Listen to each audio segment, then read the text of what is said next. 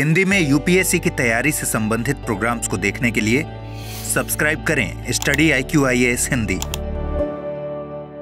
नमस्कार, बहुत बहुत स्वागत है आप सभी का स्टडी IQ IAS हिंदी में। मेरा नाम है अतुल जैन।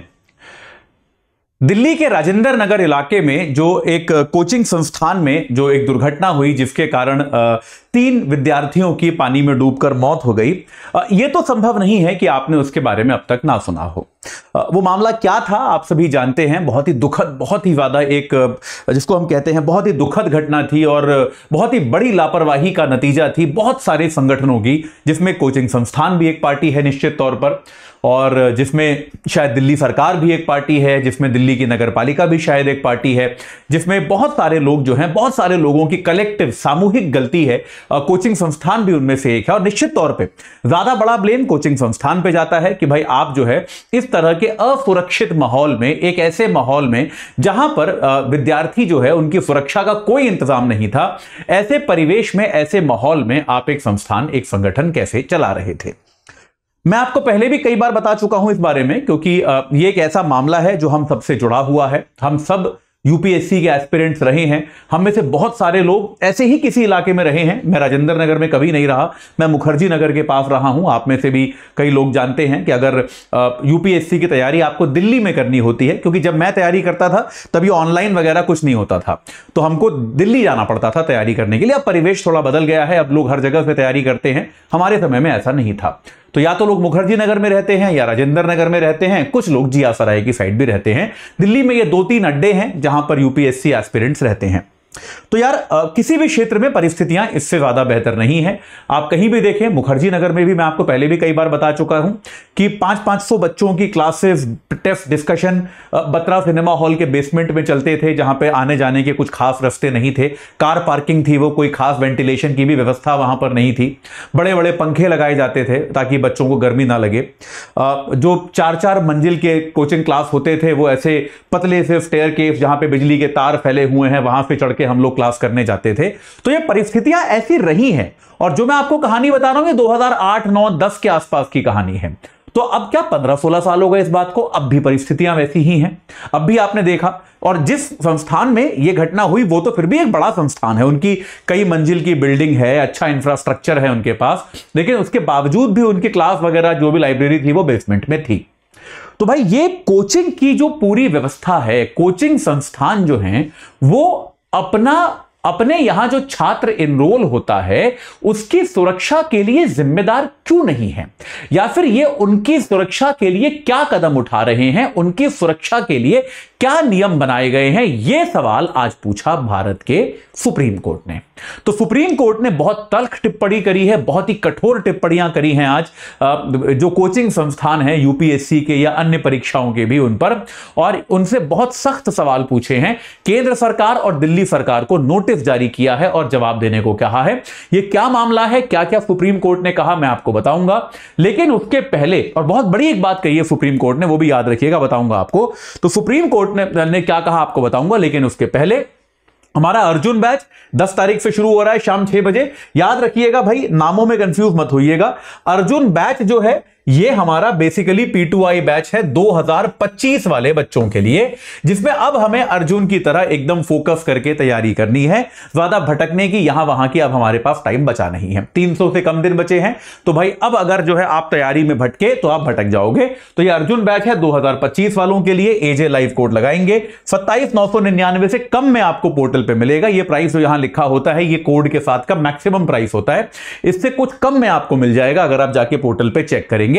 तो कृपया, ये 10 तारीख से शुरू हो रहा है, शाम 6 बजे वाला बैच है, इससे तुरंत जुड़ जाइए, बिल्कुल भी देर मत कीजिए। इसकी सुविधाएं आपको पता है, रोज 3 घंटे की live class, mentorship, daily practice questions, pre और मेंस के क्वेश्चंस का रोज समाधान, प्री और मेंस की टेस्ट सीरीज, 18 किताबें घर पे। और अगर आपने प्री क्वालिफाई किया तो तैयारी के लिए आपको हम दिल्ली बुलाएंगे।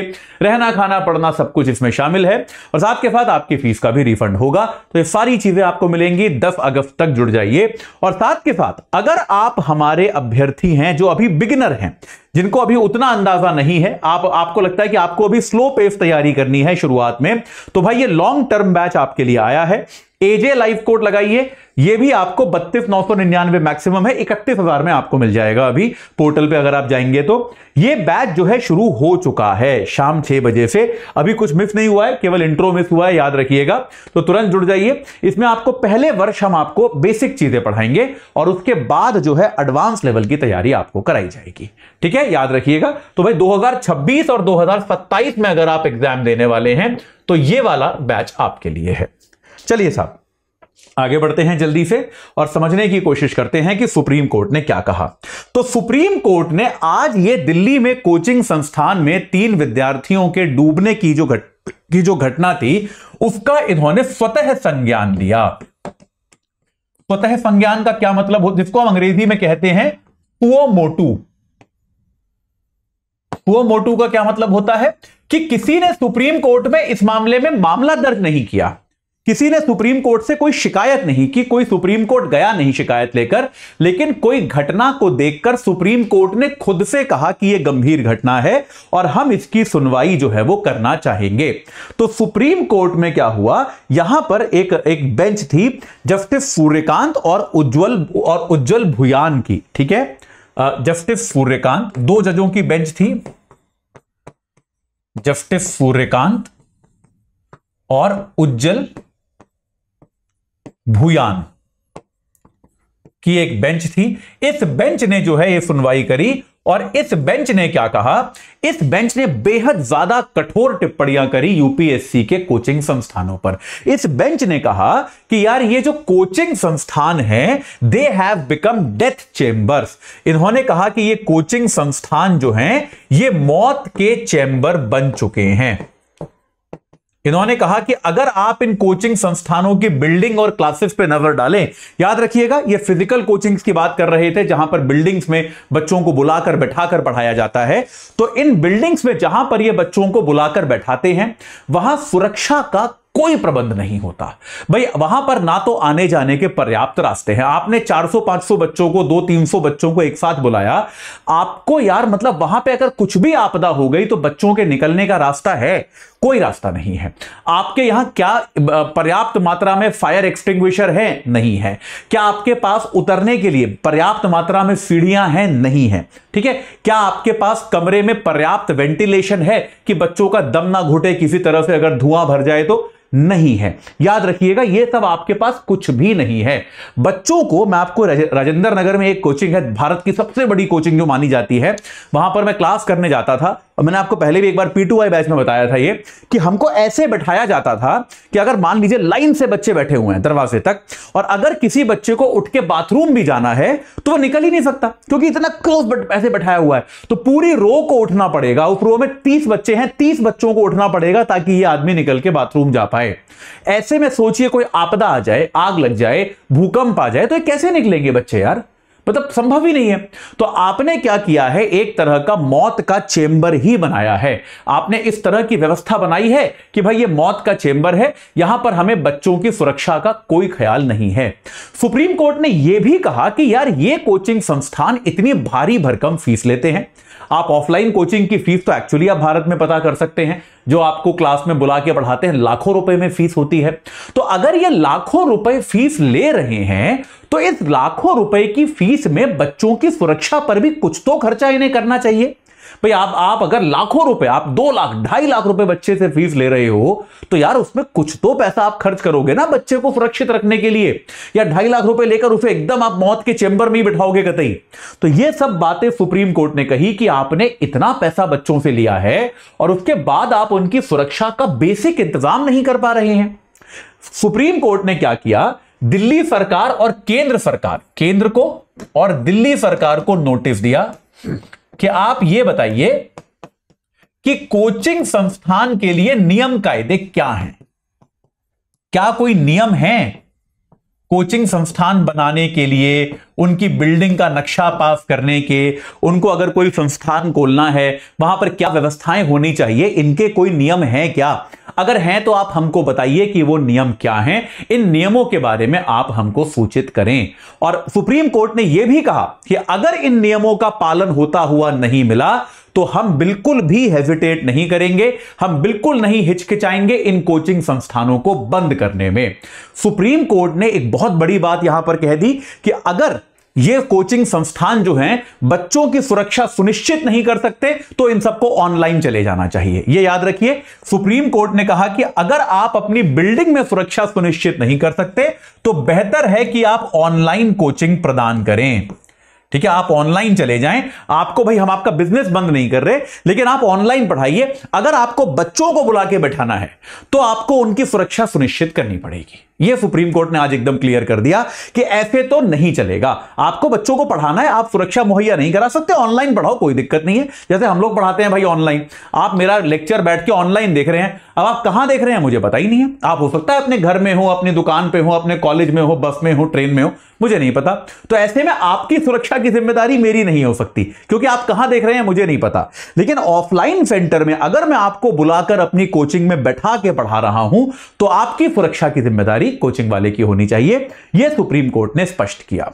याद रखिएगा, 2023 में दिल्ली हाई कोर्ट ने यह आदेश दिया था कि कोचिंग संस्थानों को सुरक्षा प्रदान करनी होगी। तो आज जो यह मामला सुप्रीम कोर्ट ने सुओ मोटो सुना, यह दरअसल इसके खिलाफ एक कोचिंग संस्थानों के एसोसिएशन ने याचिका डाली थी कि जी दिल्ली हाई कोर्ट का आदेश गलत है। दिल्ली हाई कोर्ट ने कहा था कि कोचिंग संस्थानों को सुरक्षा मुहैया करानी पड़ेगी, वरना उन्हें बंद होना पड़ेगा।